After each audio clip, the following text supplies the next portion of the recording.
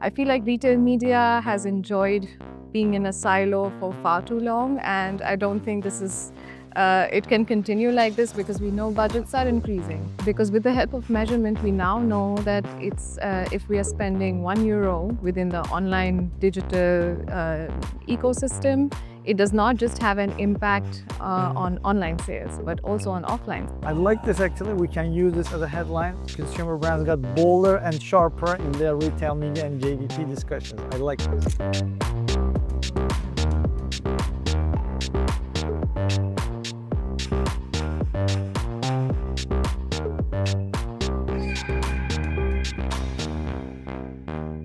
This episode is brought to you by the Lead Summit. It is the only event built specifically for brands. The Lead Summit hosts senior brand innovators across marketing, e-commerce, stores, customer experience, operations, technology, strategy, innovation, and more.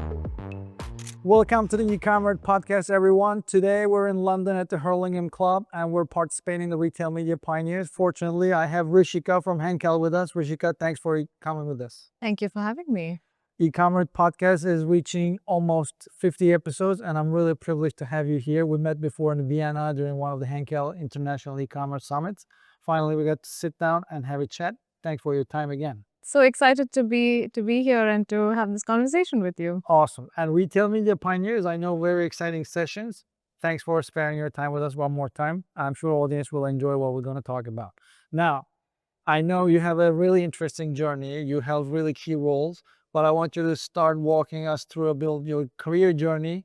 What made you brought here, what you're working on now, and what's on the short-term horizon? So my journey has been more on I've studied psychology, so that has always been very close to my heart, and that took me to the consumer psychology of things, which is why I got on the media agency side. I've worked with some of the big agency networks, but I come from a very solid performance marketing background that really comes in handy when it comes to retail media. But I also had I had the pleasure of doing full funnel brand planning as well. So from TV to digital and performance and so on. So it's been fun, but performance has always been very close to my heart. So that's why I like numbers. Now is more important than ever. Exactly. So, yeah.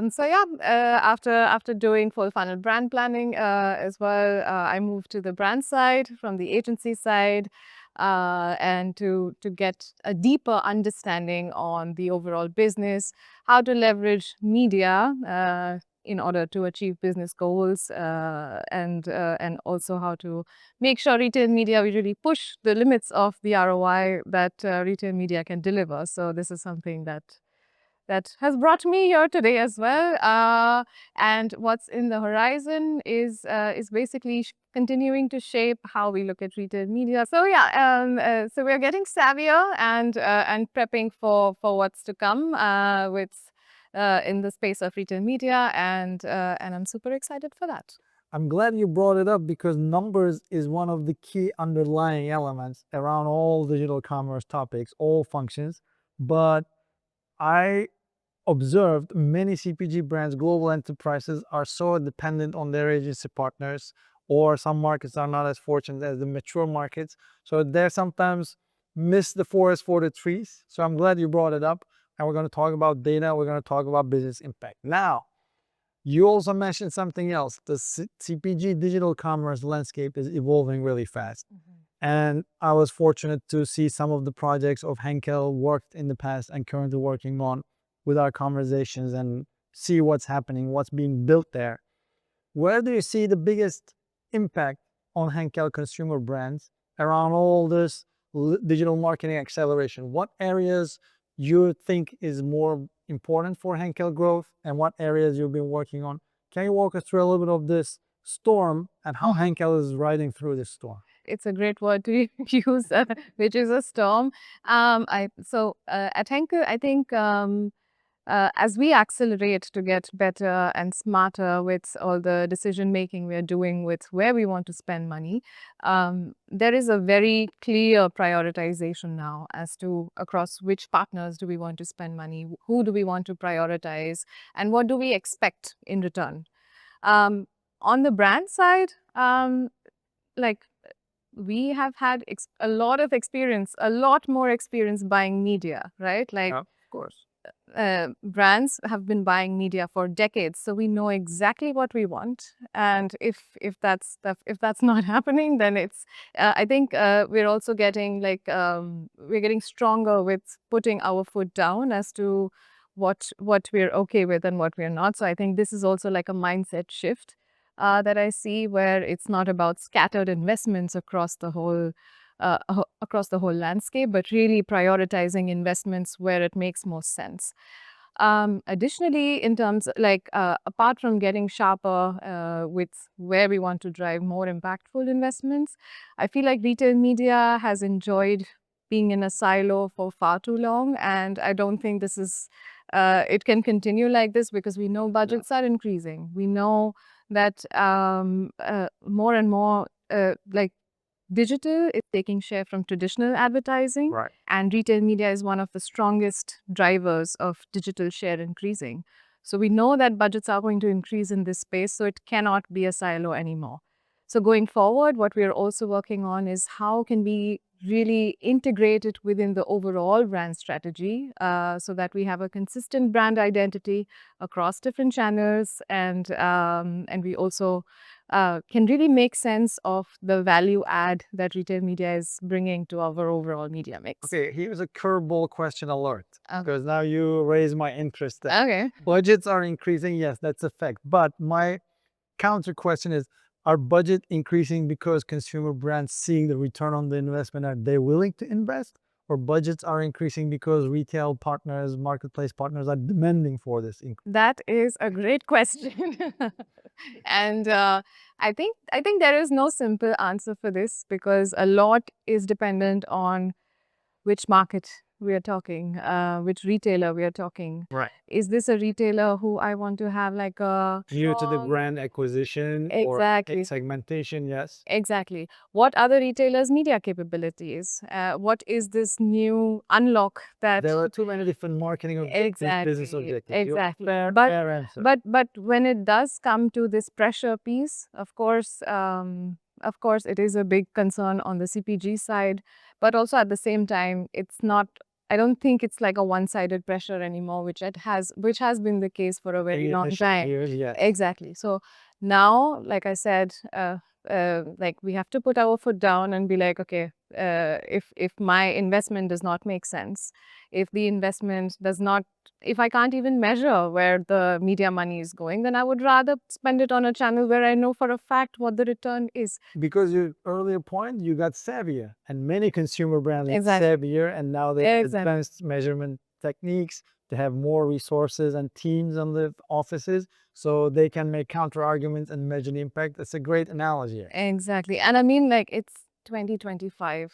I think it's a no-go if we don't get basic Sure. KPIs for digital campaigns. So I think that's also gotten, like, on the brand side, we've gotten bolder and sharper with our data-driven decision making as to where we want to spend our money. I like this actually. We can use this as a headline. Consumer brands got bolder and sharper in their retail media and JVP discussions. I like this. But now I want to bring another angle, especially the categories Henkel is operating. Please correct me if I'm wrong, but Henkel is very strong as a, I believe, 100+ years old brand with the home care, laundry section, personal care, hair care section, and adhesive is also a big part of the business. Correct. I grew up with a Henkel factory on my roadway to my summer house. Every summer I pass this factory probably 60 times, so I have good memories because I'm going to beach house, I'm going to my summer vacations. Henkel is always there on the seafront where I grew up. But these categories are also traditionally very strong in offline channel. That's correct. And I assume Henkel is still generating revenue 70-80%, if not more, through offline channels. How do you bridge the gap between offline and online channels where you get savvier and where you get more advanced with your digital commerce capabilities? And also senior leadership is also seeing this digital commerce being number one driver of growth. And business plans, 5-year strategies are also shifting towards online growth. Where is Henkel in that journey? So I think measurement has played a big role in our understanding of the split between online and offline.